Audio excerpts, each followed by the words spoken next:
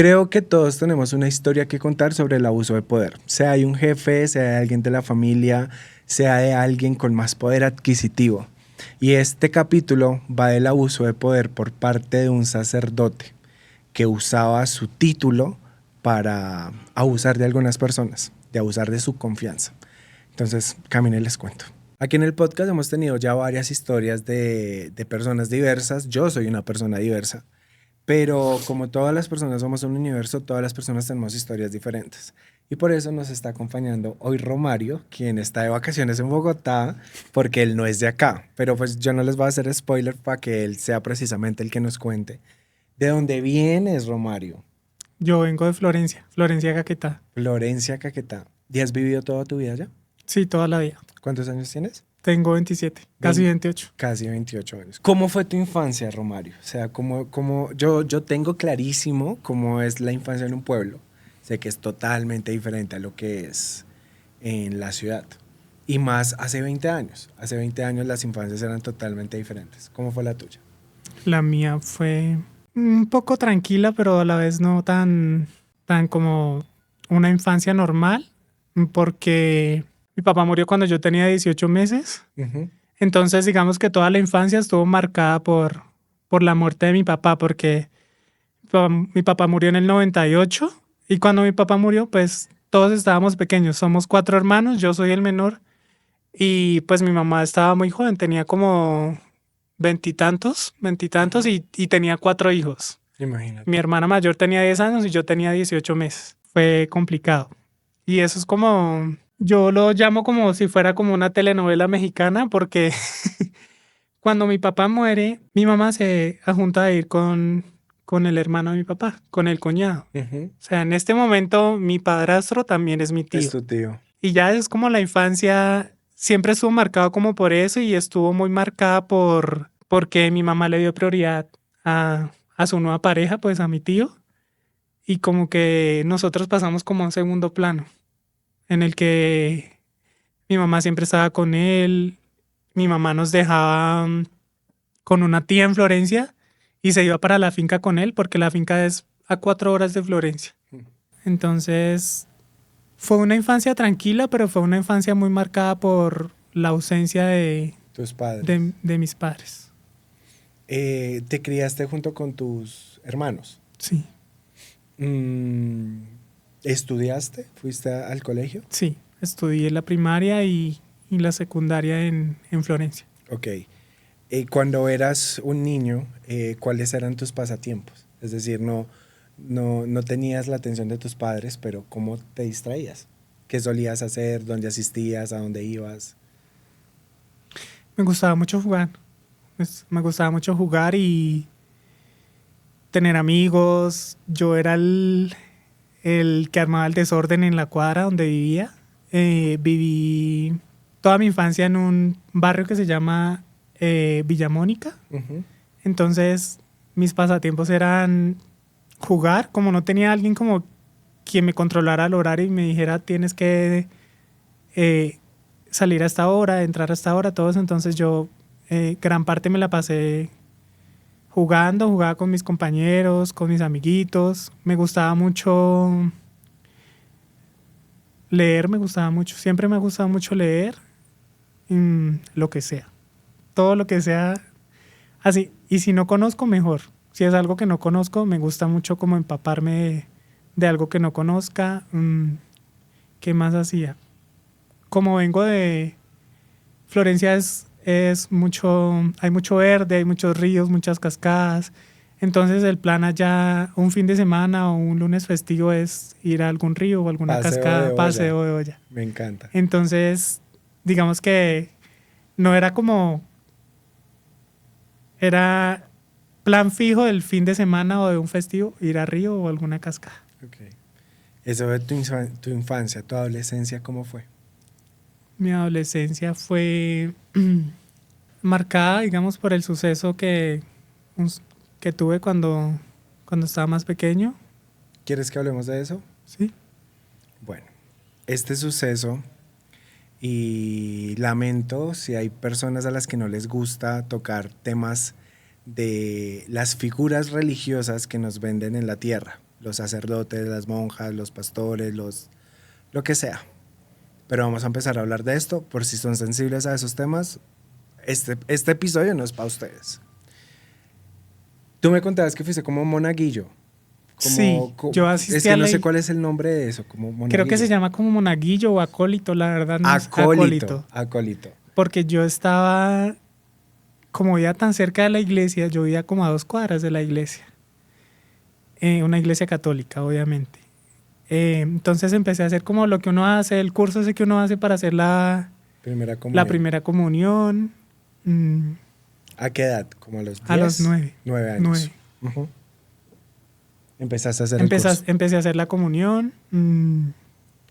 Empecé a asistir a lo que le enseñan a uno, que tiene que aprenderse las oraciones, toda esa vaina, los pecados y toda esa vaina. Los mandamientos. Sí. Y ahí yo pues empecé como a acercarme un poco más al sacerdote que era el que me estaba enseñando. Y aparte él era muy, muy amigo de mi mamá y de la familia, porque aparte de ser el que oficiaba la misa en la iglesia católica, también era el rector del colegio en el que yo estudiaba. Uh-huh.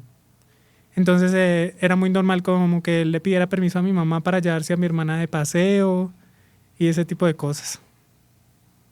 Entonces, pues en ese transcurso en el que yo estaba aprendiendo, como haciendo el curso para ser acólito, pues él abusó sexualmente de mí. El sacerdote.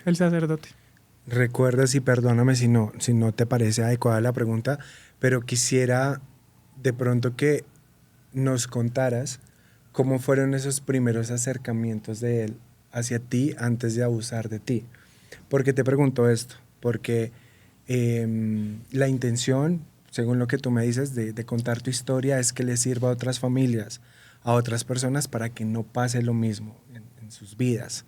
Entonces, de pronto, conociendo un poco de cómo fue lo que pasó con este personaje, se pueden identificar esas red flags de cosas que no se pueden pasar por alto cuando una figura tan grande como lo es un sacerdote en un pueblo se acerca a una familia.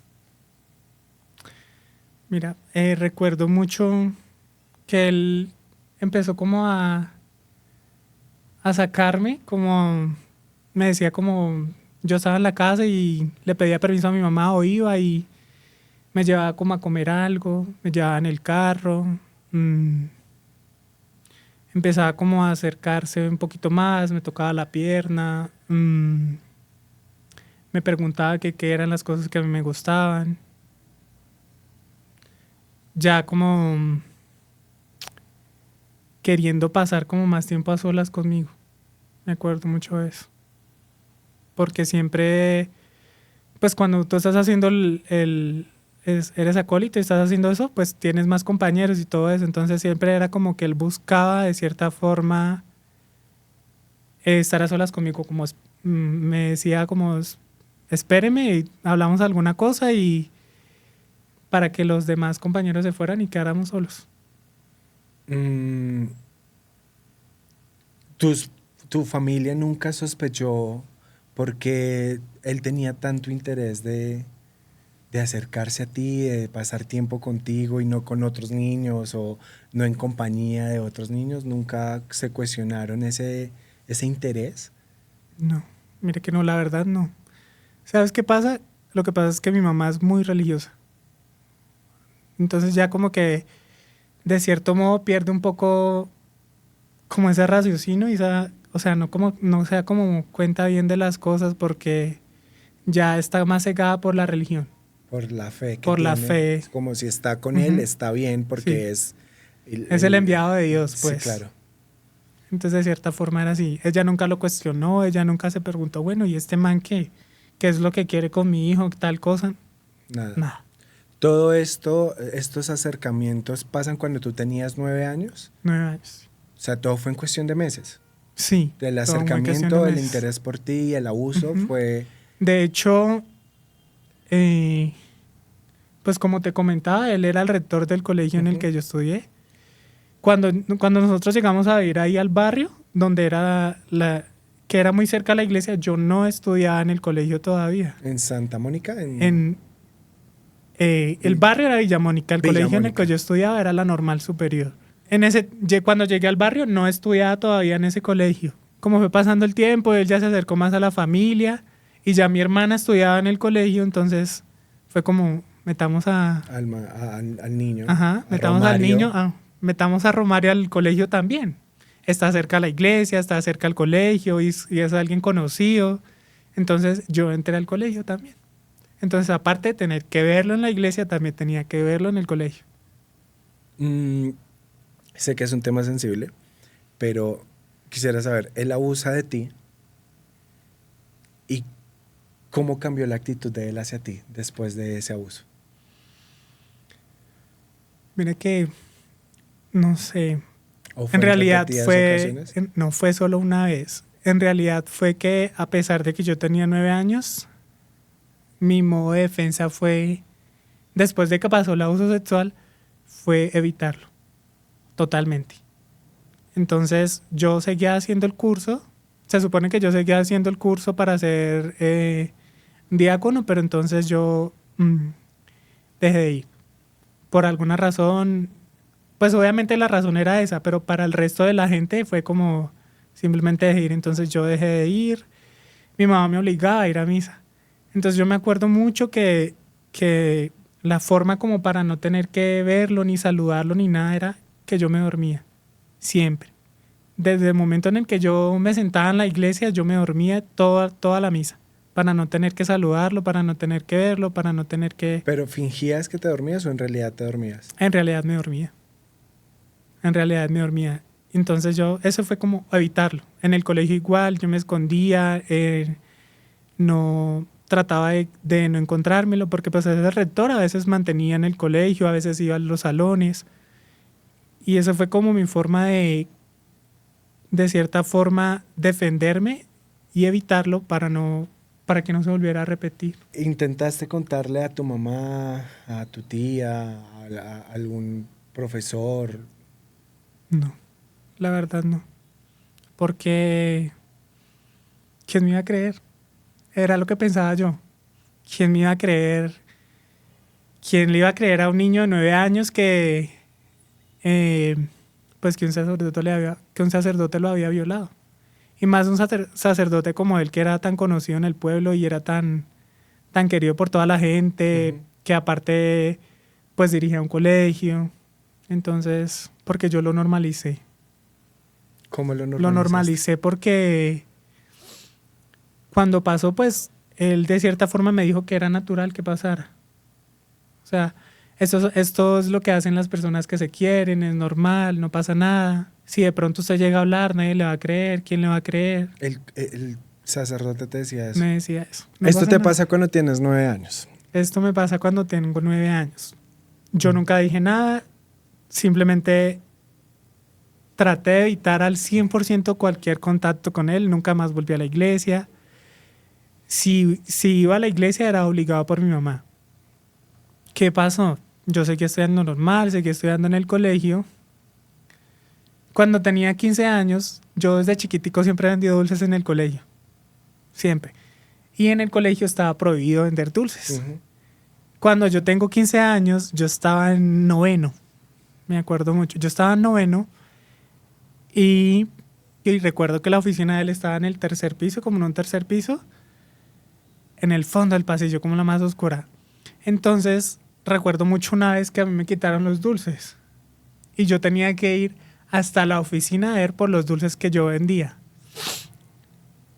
Recuerdo mucho que cuando yo fui, pues él como que intentó como tocarme la mano y eso. Entonces yo me acuerdo que yo salí de la oficina sin mis dulces, obviamente, y ese fue como el punto de quiebre, porque ahí empecé mal.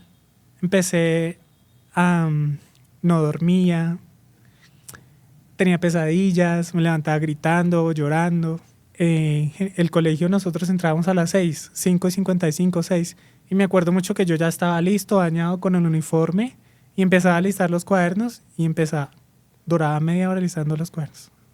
Pasaba un cuaderno, pasaba otro, pasaba otro, simplemente esperando la hora, que se pasara la hora de entrada para no tener que ir al colegio. De ahí empecé, como no estaba durmiendo bien, tampoco estaba comiendo bien, empecé de cierta forma, como a perder la cordura y Te empezaste a enfermar. me empecé a enfermar. Exactamente. Hasta que me acuerdo mucho un día, yo tengo una hermana que es como mi hermana más cercana, que somos los dos menores. ¿Qué edad tiene ella? Ella en este momento tiene 30. O sea, se llevan 2 años. 3 años. Y recuerdo mucho que ella estaba estudiando psicología. Entonces, pues obviamente ella se empezó a dar cuenta que yo estaba mal, porque yo soy muy cercano a ella. Siempre hemos sido muy amigos, más que hermanos, muy, muy amigos. Entonces, pues ella me preguntó qué pasaba. ¿Qué pasaba? Porque estaba así. Me había vuelto muy intolerante, me había vuelto contestón. Porque pues cuando tú no duermes bien, reaccionas de forma agresiva a cualquier tipo de cosa. Pues ni siquiera es el hecho de que no duermas bien, es la respuesta que tiene tu sensibilidad al trauma. Estamos hablando que fuiste lastimosamente abusado cuando eras un niño de 9 años, guardaste todo ese miedo y en cierta parte supongo que también un poco de rencor, tienes un encuentro choqueante con tu abusador y despiertas todo ese trauma, tu cuerpo lo primero que hace es empezar a alejarte de todo. Supongo que tenías mal genio, eras irritable y tras de que no comías y no dormías, pues eso exaltaba más ese estado de ánimo en el que tal vez estabas a la defensiva. Sí, de cierta forma sí. En realidad sí. Siempre estaba a la defensiva, siempre estaba irritado, de mal genio. Ya no rendía en el colegio. Yo siempre fui muy buen estudiante. Nunca perdí una materia. En noveno perdí mi primera materia y fue porque no estaba bien. Cuando iba al colegio me acuerdo mucho que yo estaba presente, pero mi cabeza estaba en otro lado. Te disociabas. Me disociaba muchísimo. Y recuerdo mucho que pues mi hermana me preguntó qué pasaba, por qué estaba así, qué tiene. Y pues ahí fue como, pues yo decidí contarle. La primera vez que lo hablaste. Fue la primera vez que lo hablé. Yo le conté a mi hermana. Afortunadamente ella sí me creyó. Pero pues como ella era menor de edad y yo también era menor de edad, necesitábamos a alguien, un adulto, para que pudiera poner la denuncia. Recuerdo mucho que mi hermana le cuenta a mi mamá y mi mamá pues decide no creer. O sea, para ella, en la cabeza de ella no estaba concebido que un sacerdote pudiera hacer ese tipo de cosas. Tal vez por la religión, tal vez por la creencia, por la fe. Entonces, yo siempre he tenido una tía que ha estado muy, muy presente conmigo, con mi hermana, con mi familia. Entonces nosotros acudimos a ella y ella fue la que puso la denuncia y fue la que me acompañó en todo el proceso de ir a dar el testimonio, de que me hicieran las pruebas, de que me hicieran pruebas psicológicas, psiquiátricas y todo ese proceso que es cuando tú vas al CAIBAS, no sé si todavía existe el CAIBAS, que es como la atención para adolescentes que son víctimas de abuso sexual. Y ya ella fue la que me acompañó a todo. Fue como... Entonces, de cierta forma no, recuerdo mucho que cuando estaba en tratamiento con la psicóloga y con el psiquiatra, me explicaban que el detonante para que volvieran a mi mente todos esos recuerdos fue la situación que me expuso otra vez a él. Que te enfrentaste con Que me enfrenté otra vez a él. Y ella me decía que el episodio había sido tan traumático para mí que simplemente mi cerebro había hecho como guardarlo en un cajoncito con llave, como si nunca hubiera pasado. Entonces, por eso no... Y además que por eso fue que yo nunca dije nada, porque hice como si nunca hubiera pasado. Ujú. Hasta que eso lo detonó. Aparte del acompañamiento psicológico, ¿cómo fue el acompañamiento médico? Médico de tu estado de salud físico, no tanto Físico. mental, sino físico. Mm.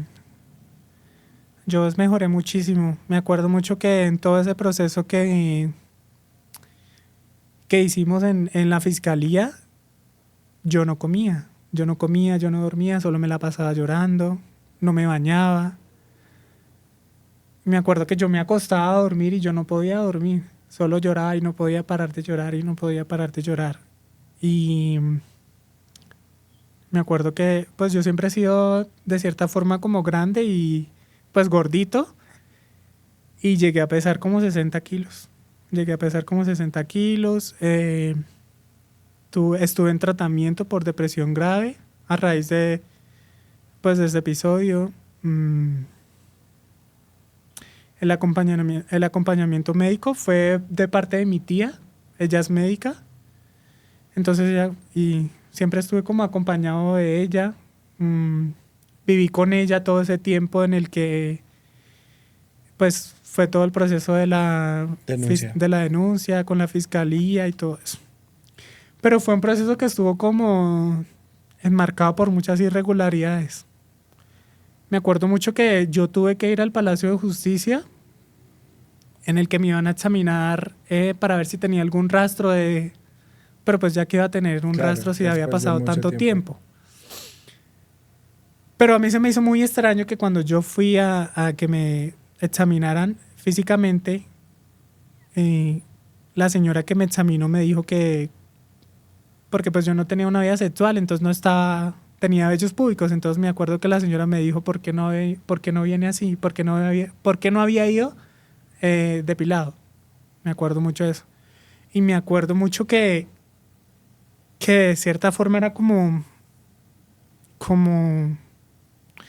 ¿es verdad lo que usted dice? ¿Cómo así? O sea, Te cuestionaban. cuestionando si lo que realmente decía yo era verdad. Porque me decían, no, pues un niño de 3 años viene y cuenta tal de paso a paso qué fue lo que pasó, cómo pasó y todo. Y yo no lo contaba así porque ya había pasado mucho tiempo y porque para mí era muy traumático. Yo simplemente pues lo contaba, pero no detalladamente. Entonces eso era lo que cuestionaban ellas. Me acuerdo mucho de eso. Me acuerdo también que mm, yo seguía estudiando en el colegio cuando ya se había presentado la denuncia, pero yo tuve que salirme del colegio porque del, del Palacio de Justicia como que iban a enviar un fallo o algo así al colegio para que la junta directiva o no sé, los profesores se reunieran para tomar la decisión si él seguía como rector del colegio o no. Y pues todos votaron a favor de él. Entonces yo Que tuve sí siguiera como que él rector. siguiera como rector. Entonces yo tuve que salirme del colegio porque pues no podía seguir ahí, estando al lado de él y estando al lado de, de los profesores y de una comunidad que no creía y que no apoyaba eso. Y De una u porque otra manera avalaba una conducta Ujú. agresiva sexualmente hacia uno de sus estudiantes. Me acuerdo, entonces yo tuve que salirme del colegio. Tuve que salirme del colegio de eso. Me acuerdo mucho que antes de salirme del colegio un profesor me llamó, profesor de tecnología, a preguntarme que yo por qué hacía eso, que yo por qué lo había denunciado a él, que por qué yo me había inventado eso. El profesor te El dijo, profesor. Yo no le respondí nada, simplemente lo dejé hablar y simplemente le dije yo no sé. Y me salí. Y me salí de la oficina de él y después me salí del colegio. Porque eso como que tal vez estar expuesto a tener que saber que estaba en el mismo lugar con él, que estaba en el mismo lugar donde nadie me creía, me hacía sentir más triste, más frustrado. pues fue una medida, considero que muy acertada. No te permitiste estar en un lugar en donde te violentaban, donde estaba tu abusador y tras del hecho cuestionaban el abuso por el que pasaste. ¿Qué pasó con el fallo judicial? Nunca pasó nada. Mira que nunca Lo pasó nada. archivaron. Lo archivaron. porque pues yo no tenía de cierta forma cómo demostrar que realmente había pasado, porque en mi cuerpo ya no había nada para poder demostrarlo. Claro. Y aparte él tiene mucho poder. Él tiene mucho poder en Florencia. ¿Aún Y sigue ahí? aún sigue. Ya no es rector del colegio y no sé si todavía siga dando misas en la misma iglesia, pero en ese tiempo tenía mucho poder. Eso fue en el 2012. En el 2012. Y recuerdo mucho que em, cuando me entrevistaban los detectives del CAIBAS, conmigo era la tercera denuncia que tenía por violación. Otros niños. Otros niños ya habían denunciado. sido víctimas de... Pero Tien- nunca pasaba nada. Mira que nunca pasaba nada. ¿Tu diagnóstico fue antes, durante o después de la denuncia? Después. ¿Cómo Después de la sucedió? denuncia. Sales del colegio. Ujú. ¿En ese momento tenías tu diagnóstico o no? No. Sales del colegio y ¿qué sucede para llegar allí? Yo salgo del colegio. mm, Pasó todo lo de la denuncia. mm, Salgo del colegio. Entonces, pues nunca pasó nada con la denuncia. Simplemente se archivó. Yo sigo en tratamiento psicológico y psiquiátrico, Teniendo 15 años aún. teniendo 15 años aún. Pues obviamente empecé a estudiar en otro colegio. Perdí ese año porque yo no estaba bien. A pesar de que ya había pasado todo el tema, yo no estaba bien. Pasé a estudiar en otro colegio donde pues era un extraño y yo no iba a estudiar. Yo no iba a estudiar porque me daba pereza, porque en el colegio me hacían mucho bullying, entonces yo simplemente no iba a estudiar, pero nunca dije que me hacían bullying. Nunca dije que me pegaban, nunca dije que me trataban mal, simplemente no iba a estudiar. ¿Por qué te hacían bullying? ¿Porque eras el nuevo? Porque era el nuevo, porque era de otro colegio, tal vez por mi orientación sexual también. Pero en ese momento, ¿había salido del closet o es que a los 15 años uno sigue siendo un niño? Sí. Yo creo que era más porque, pues yo siempre he sido un poco más delicado, no hablo tan grueso, entonces para ellos eso era extraño. Se pegaban de eso Entonces se para pegaban de hacerte eso para bullying. hacerme bullying. Entonces ese año yo lo perdí. Ese año yo lo perdí porque no iba a estudiar Claro. para evitar el bullying. Ese año yo lo perdí, pasé por 2 colegios, terminé en un internado y ya ese año lo perdí. Recuerdo mucho que pues la etapa final de ese año fue terminar en un internado que era como a media hora de Florencia. Y yo estaba tan aburrido en ese internado que faltando como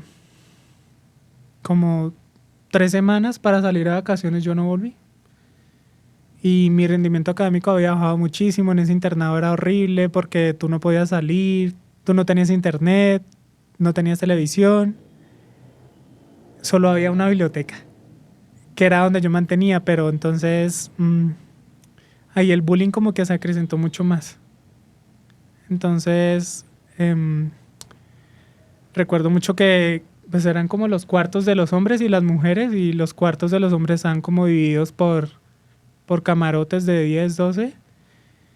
Y me acuerdo mucho que a mí me orinaban la cama, que se me robaban las cosas, se me robaban el papel higiénico, me pegaban.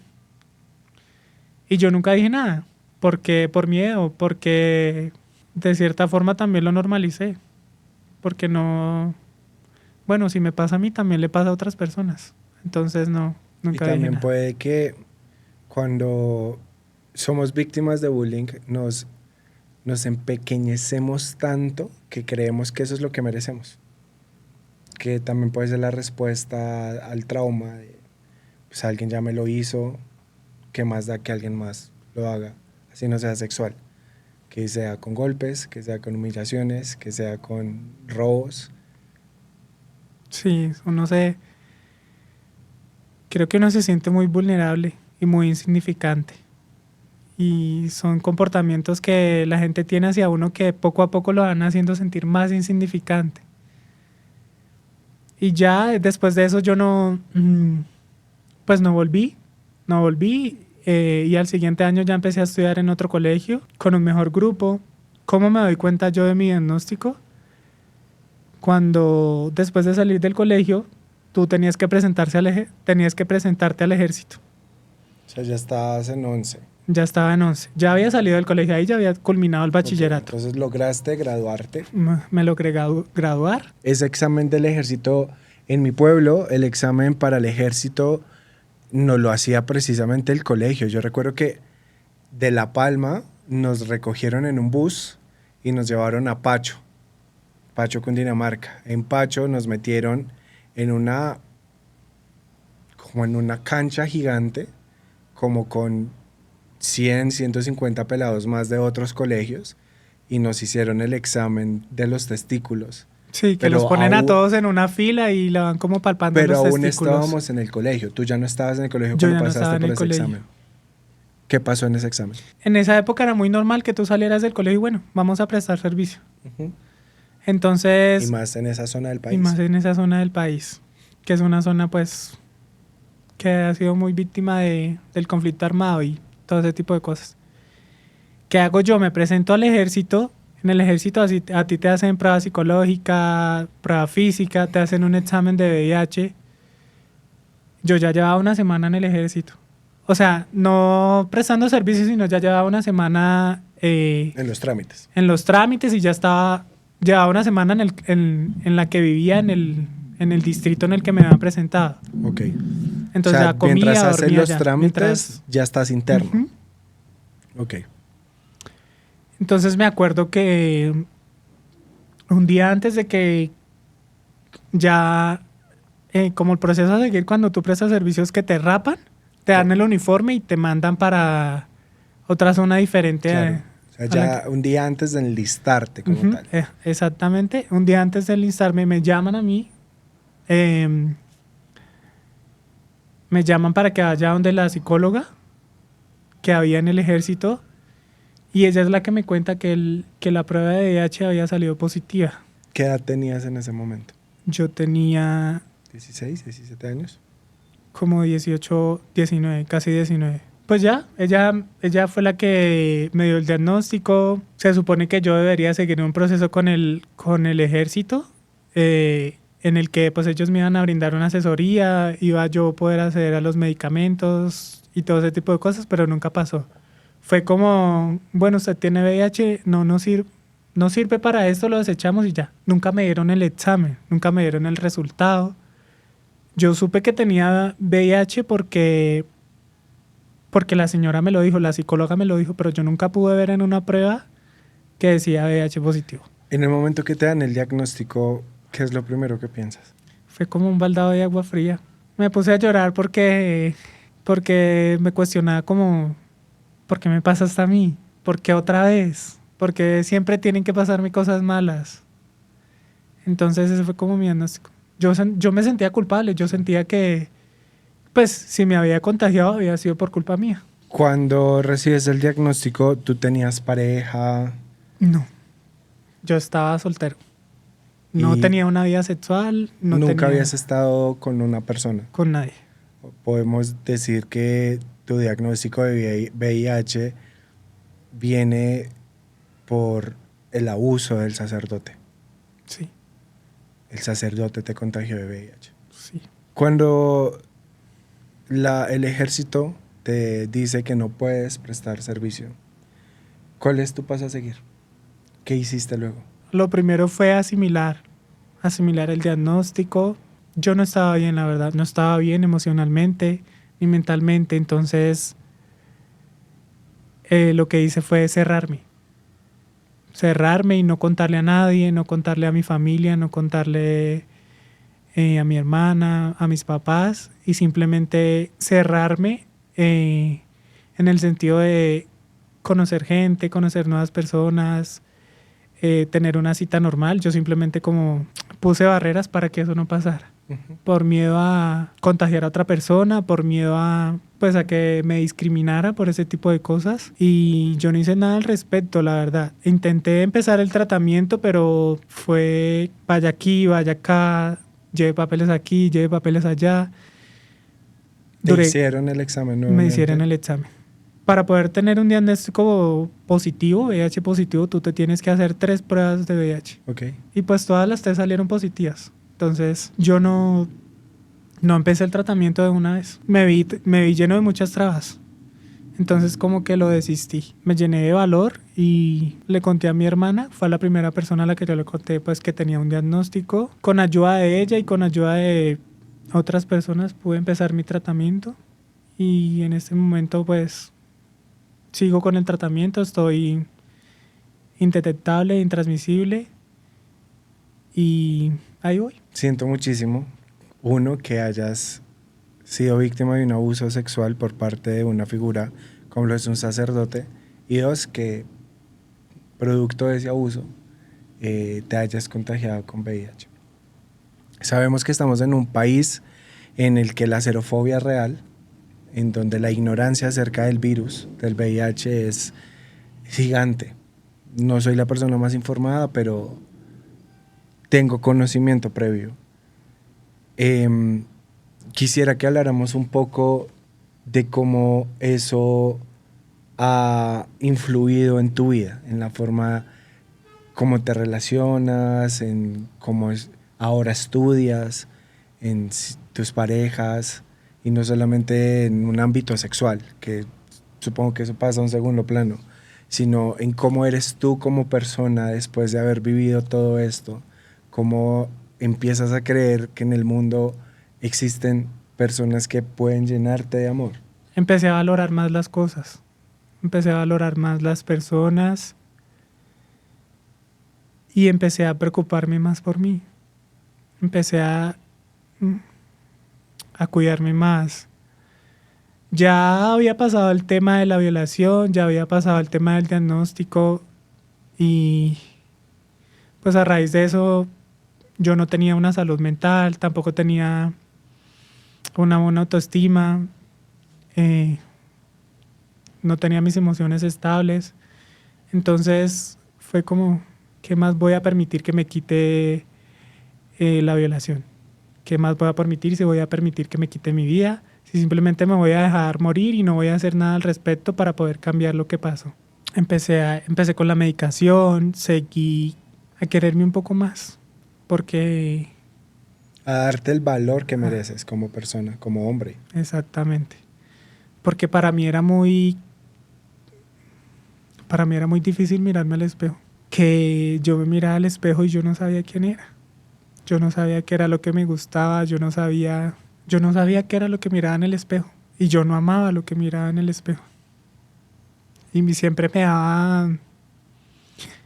daba mucho palo. Yo era mi peor juez. Yo era el que decía, si ve esto le pasa por tal cosa, esto le pasa por tal otra.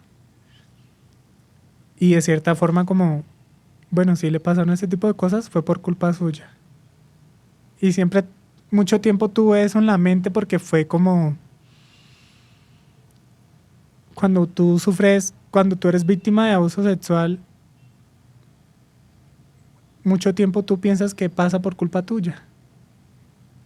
Sí. Porque es lo que el abusador quiere. Lo que el abusador quiere y lo que te hace sentir. Y es lo que la sociedad normaliza también, porque siempre que pasan algunos casos, ay, eso le pasa por andar vestida así, eso le pasa por tal cosa, eso le pasa por estar en otro lado. ¿Quién lo manda? ¿Quién lo manda a meterse por allá? ¿Quién lo manda a buscar tal persona? ¿Quién lo manda?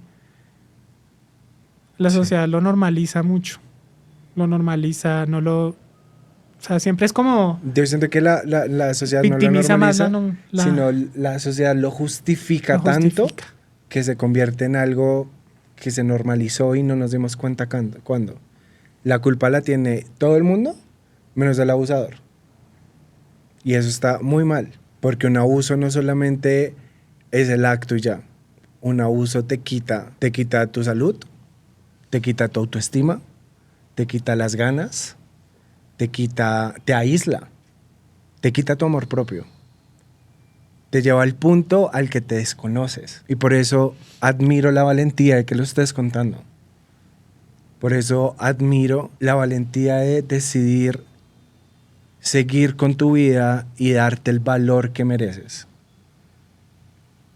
Y por eso me encanta que estés acá, porque tu existencia es muy valiosa y quiero que lo sientas así, que yo te creo. En este estudio todos te creemos y sé que hay más personas afuera que te creen, porque no estás solo.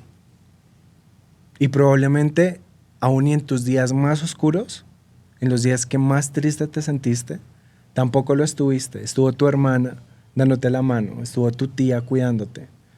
Y probablemente así existieron 1000 ángeles más en tu camino. Y en ese momento quiero enaltecer tu fortaleza como hombre, como hermano, como un paciente con VIH que en este momento es intransmisible e indetectable, como alguien que cuenta su historia para que a otros no le pase. Lo último que quiero es que te sientas revictimizado, porque no queremos esto en este espacio. Para mí es una forma de cierta forma terapéutica. Esto es terapéutico para mí porque al principio a mí me costaba mucho contar todo ese tipo de cosas. Y yo me ponía muy mal al contar ese tipo de cosas. Ya lo sé manejar un poco mejor. No es algo como que tú cures, sino que es algo que tú aprendes a manejar, a sobrellevar. Aprendes a vivir con ello. Empiezas tu tratamiento con tus antirretrovirales.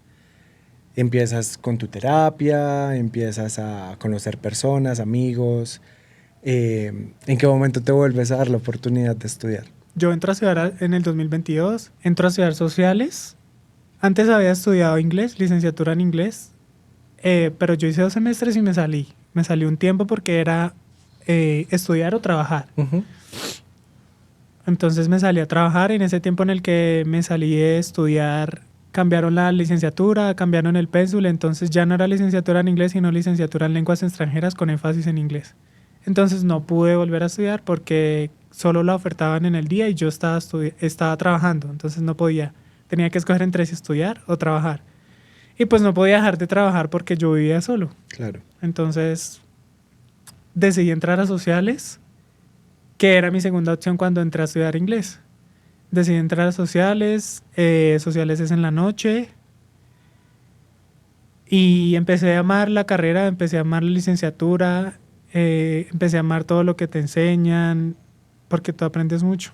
Tienes que leer mucho y tienes que empaparte de todo, geografía, historia, demografía, y de cierta forma es como que tú abres un poco los ojos y aprendes a cuestionar todas las decisiones que pasan en el país, para dónde va el país, todo eso.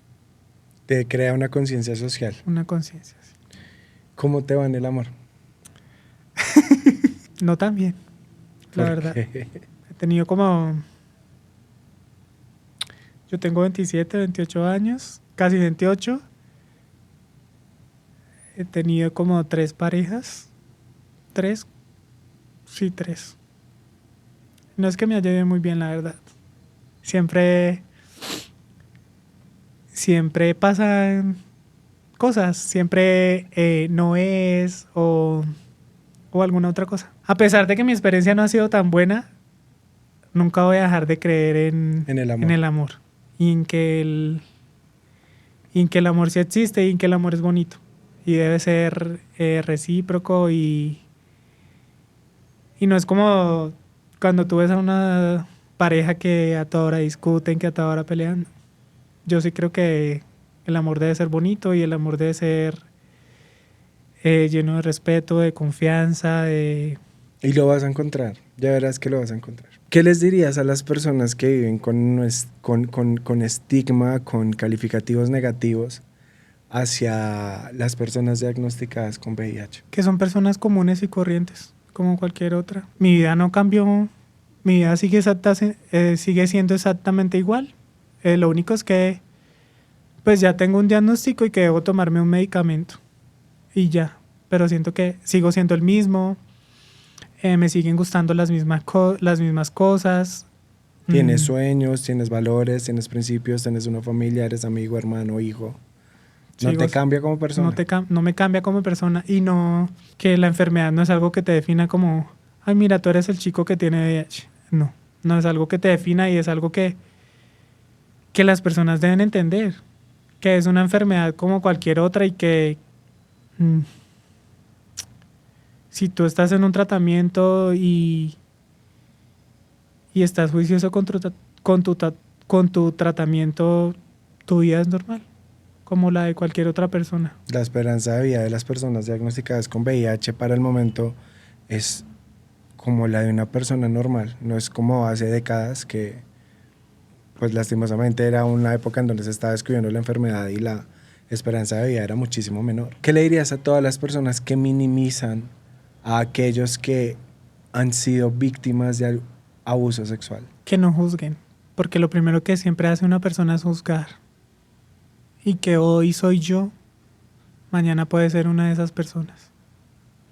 Así como yo fui víctima de abuso sexual, mañana puede ser tu hija, tu tío, tu hermana, cualquier persona a tu alrededor. O tú, porque lastimosamente el abuso sexual no es solamente para los menores, para todo el mundo, para los animales. Incluso estamos en un momento del mundo en el que la gente está tan dañada que hasta los animales están siendo víctimas de abuso sexual. Eso es como no minimizarlo, la verdad. Y entender que cuando un niño, cuando un adolescente, cuando una persona ya mayor te cuenta que que has sido víctima de abuso sexual, creerle y ayudarle a buscar ayuda. Nosotros acá ya para cerrar, Romario, siempre nos gusta que nos dejes una frase, una enseñanza, algo que la gente recuerde de ti. ¿Qué le quisieras decir al mundo? ¿Qué has aprendido? ¿Qué te ha enseñado la vida? ¿Qué te ha enseñado tu resiliencia? Que hay que aprender a amarse y a quererse. Y hay que aprender a valorar lo que uno es. Y que eso es una construcción constante. No es que tú un día te mires al espejo y digas, ya valgo, ya tengo autoestima, ya sé quién soy, me reconozco como persona, me valoro, no. Son actos que tú empiezas a hacer mm, como las cosas que te gustan, como lo que te gustaría estudiar. Cuando tú empiezas a escoger qué es lo que quieres vivir, qué es lo que vas a recordar cuando ya tengas más años. Y que no esperen a estar bien para hacer sus cosas, sino que hagan cosas para estar bien. Porque a veces uno siempre espera a estar bien emocionalmente, a salir de la depresión y todas esas cosas para empezar a hacer, para empezar a estudiar, para empezar a hacer las cosas que uno quiere, para empezar a viajar y no. Yo siento que uno debe empezar a hacer las cosas que le gustan para estar bien. O sea, cultivar un ambiente en el que tú estés bien y hacer cosas que te ayuden a estar bien. Y no esperar a estar bien para hacer las cosas que te hagan bien. ¿Qué te gustaría que sucediera en tu vida? Graduarme, enseñar, ¿Te gusta la pedagogía? me gusta bastante. Tal vez tener una familia. Me gustan mucho los bebés, me gusta mucho tener que estar pendiente de cuidar un niño, de si comió, si tal cosa.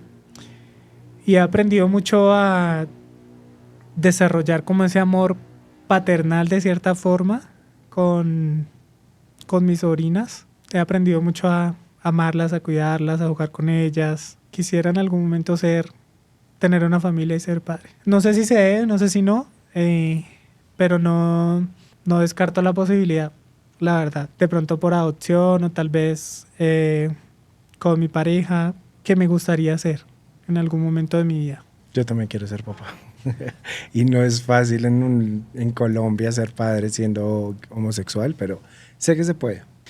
Bueno, sin más, yo creo que llegamos al final de este capítulo con el aprendizaje gigante de Romario no rindiéndose a pesar de que le arrebataron una gran parte de su vida y la tranquilidad que es ser un niño y crecer en un ambiente apto. Te agradezco por estar acá, te agradezco por sacarnos el tiempo y te agradezco por no rendirte, por ser alguien que lleva la bandera del amor propio y de la resiliencia a pesar de lo que sea que le haya pasado. Me encanta el mensaje que dejas, que un diagnóstico de VIH no te define como persona, que tienes muchísimo más para ofrecer. De nuevo te recuerdo que tu existencia es muy valiosa para todos. nosotras, las personas diversas, tenemos la facilidad de elegir nuestra familia, porque muchas veces nos dan la espalda, porque muchas veces nos hacen a un lado, porque muchas veces no sentimos apoyo de las personas que esperamos nos apoyen o que deberían apoyarnos, que es nuestra familia directa. Y sé que a partir de hoy, a partir de este video, vas a tener la oportunidad de formar esa familia con la que sueñas. Te vas a graduar y vas a educar a tantas personas allá afuera que el mundo va a estar agradecido con tu pedagogía, con tu activismo y con tus ganas de darle un significado más grande cada día a tu vida. No sin más, Romario, muchísimas gracias y me despido Gracias a de ti ti. por darle visibilidad a este tipo de cosas y a personas como yo que han pasado por tantas cosas. Yo solo tengo este espacio, tengo esta silla para ti. La visibilidad te la das tú solo, porque no sería posible contar esta historia si tú no la contaras. Quiero que te des todos los créditos a ti. Y no sin más, sin antes, sin irnos, agradecerle a la casa Spotify por abrirnos este espacio y por siempre sumarse a contar historias que nos construyen como sociedad, que nos ayudan a crecer como sociedad y que nos ayuda a visibilizar historias que suman, historias de resiliencia y historias de amor, contadas desde el amor. Gracias, Romario. En serio, muchísimas gracias. Gracias. Gracias a ti y a todos.